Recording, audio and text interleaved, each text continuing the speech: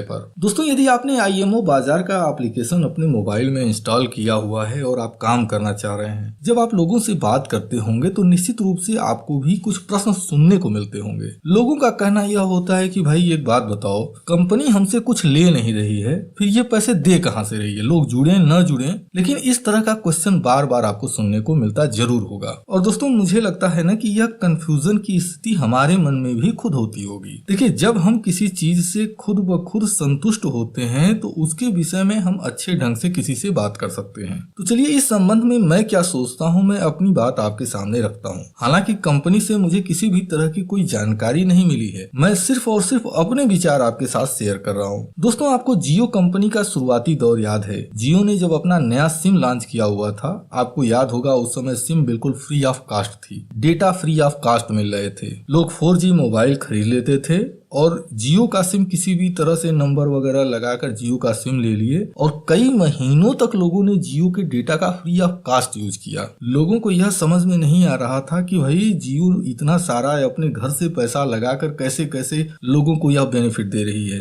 लेकिन यदि आप जियो का जो बिजनेस है आज की डेट में देखिए तो आप क्या कहेंगे। आज मार्केट में जितना बिजनेस जियो कंपनी कर रही है, मुझे लगता है कि भारत में दूसरी जितनी भी मोबाइल नेटवर्किंग वाली कंपनियां हैं, सबसे ज्यादा व्यवसाय जियो का ही हो रहा है। अब यदि आप आईएमओ बाजार को देखिए तो आपको क्या लगता है यह एप्लीकेशन किस चीज का है। दोस्तों, मेरी जानकारी के अनुसार यह जो आईएमओ बाजार का एप्लीकेशन है, यह एक शॉपिंग एप्लीकेशन है। यानी कि भविष्य में आप इस एप्लीकेशन का उपयोग करते हुए दुकान पर या फिर कोई ऑनलाइन अगर आपको परचेजिंग करना है या फिर अपना मोबाइल रिचार्ज करना है, तो इस तरह का कार्य आप इस एप्लीकेशन के जरिए बड़े आसानी से कर पाएंगे। अब यदि आप ध्यान से सोचिए, सपोज दैट आपके पास एक क्लाइंट बेस है।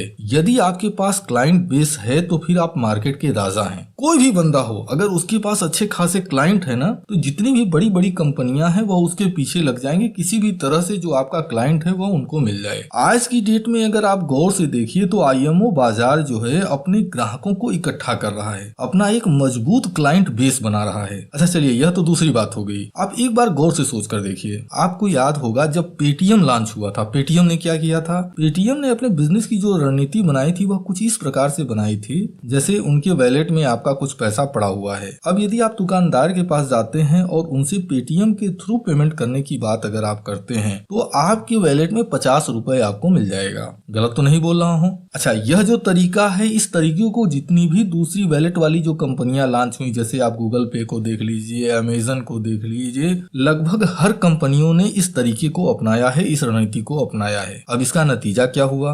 आप जब दुकानदारों के पास जाते हैं और उनसे कहते हैं कि यदि आपके पास पेटीएम हो तो मैं पेमेंट कर दूंगा। आज की डेट में लगभग हर दुकानदार अपने दुकान में पेटीएम हो गया, गूगल पे हो गया, अमेजन हो गया, इस तरह का ऑप्शन अपने ग्राहकों को देना शुरू कर दिए। और इनकी जो मार्केट है, यानी यह जो वैलेट वाली कंपनियां हैं, इनका अपना मार्केट बन गया। अब यदि आप इस तरीके को ही गहराई के साथ सोच कर देखिए तो आप क्या पाएंगे। 50 रुपए को आप डिवाइड कर दीजिए। सपोज दैट आपके लेवल 5 में अगर कोई व्यक्ति जुड़ता है तो उससे कंपनी को कितना पैसा देना पड़ रहा है। लेवल 5 में 5 रुपए, लेवल 4 वाले को मिलेगा 4 रुपए, यानी 5 4 9 रुपया हो गया। लेवल 3 वाले को मिलेगा 3 रुपए, यानी 9 और 3 12 हो गया। लेवल 2 वाले को मिलेगा 2 रुपए, यानी 12 और 2 14 हो गया। और सबसे आखिरी लेवल वाले को मिलेगा 1 रुपए, यानी कि 15 रुपया में होगा। यानी कि अगर एक बंदा जुड़ता है और उसका मैक्सिमम पेमेंट अगर कंपनी को करना पड़ रहा है तो सिर्फ 15 रुपए करना पड़ रहा है। यानी 15 रुपए का पेमेंट देकर अगर कंपनी इतना बड़ा अगर अपना कस्टमर बेस तैयार कर रही है तो सोचिए कंपनी को कितना बड़ा बेनिफिट होने वाला है। तो यदि आप इस तरह से कैलकुलेशन करके अगर आप देखेंगे और दूसरी कंपनियों से अगर आप तुलना करके देखेंगे तो आप खुद पाएंगे कि एक बड़ी कंपनी जो इस तरह का व्यवसाय करना चाह रही है तो वह कोई बहुत ज्यादा इन्वेस्टमेंट नहीं कर रही है। कल की डेट में जब इनके पास 10 करोड़ या फिर उससे ज्यादा का कस्टमर बेस तैयार हो जाता है और वह किसी भी कंपनी से अगर कोई बातचीत करते हैं तो आपको क्या लगता है वह कंपनी इनको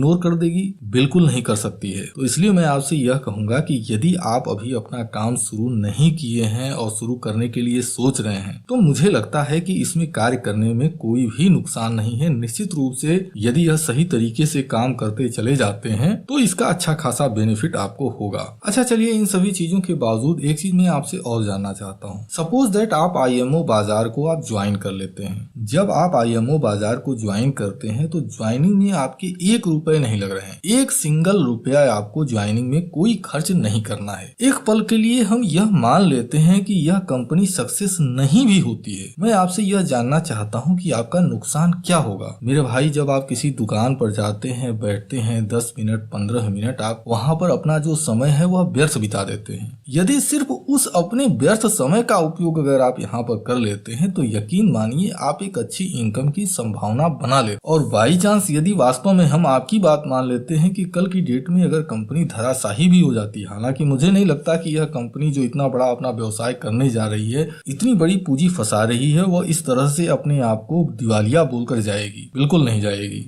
लेकिन फिर भी हम मान लेते हैं कि कल की डेट में यदि कंपनी धराशाही हो भी जाती है तो आपका नुकसान क्या होगा। तो मैं तो आपसे यही कहूंगा कि यदि किसी बंदे ने आपको IMO बाजार के विषय में जानकारी दी है तो आप खुद जुड़िए और आपके जो साथी मित्र दोस्त हैं आप उनको जोड़ लीजिए। सिर्फ यह जो जानकारी है अपने लेवल 1 के लोगों को अगर आप दे देते हैं तो निश्चित रूप से आप यकीन मानिए कि आप एक अच्छा काम कर सकते हैं। अब दोस्तों, यदि मैं अपने विषय में बताऊं तो मैंने 21 जनवरी 2021 को, मुझे लगता है करीबन 7 साढ़े 7 बजे सुबह के समय में मैंने IMO बाजार को ज्वाइन किया हुआ था। और मुझे लगता है कि सिर्फ 2 दिन मैंने दिल लगाकर इसमें काम किया है, सिर्फ 2 दिन, 21 जनवरी को और 22 जनवरी को। और 2 दिनों के अंदर मुझे लगता है कि लगभग 70-80 लेवल 1 में मैंने लोगों को जोड़ लिया और उसके बाद रेगुलर लोग जुड़ते चले गए। आज की डेट में हमारे नीचे के जो लेवल हैं उसमें काम पर डे होता जा रहा है, जबकि मैं वहां पर कोई बहुत ज्यादा समय नहीं दे रहा हूं। मैं तो आपसे यही कहूंगा कि आप लक्ष्य बना लीजिए कि 100 लोगों को आपको अपने लेवल 1 में जोड़ देना है। एक बार 100 लोगों को अगर आप जोड़ देते हैं उसके बाद आप काम करें न करें कोई फर्क नहीं पड़ता, उसके नीचे आपका काम ऑटोमेटिकली होता रहेगा। हाँ, जिन लोगों को आप लेवल 1 में जोड़ते हैं आप उन लोगों को यह जानकारी दे दीजिए कि उन्हें कैसे जोड़ना है। इसके बाद वह अपना कार्य आसानी से करते चले जाएंगे। अब यदि आप हमसे जुड़ना चाहते हैं तो मैं अपने इस चैनल पर एक वीडियो बनाया हुआ हूँ जिसमें कि यह बताया गया है कि आप इस IMO बाजार को कैसे ज्वाइन कर सकते हैं, जिसका कि थंबनेल आपको दिखाई दे रहा है स्क्रीन पर। इस वीडियो का लिंक भी मैं वीडियो के डिस्क्रिप्शन बॉक्स में मैं आपके साथ शेयर कर रहा हूं। आप वीडियो को देखकर बड़े ही आसानी से ज्वाइन कर सकते हैं और ज्वाइन का जो लिंक है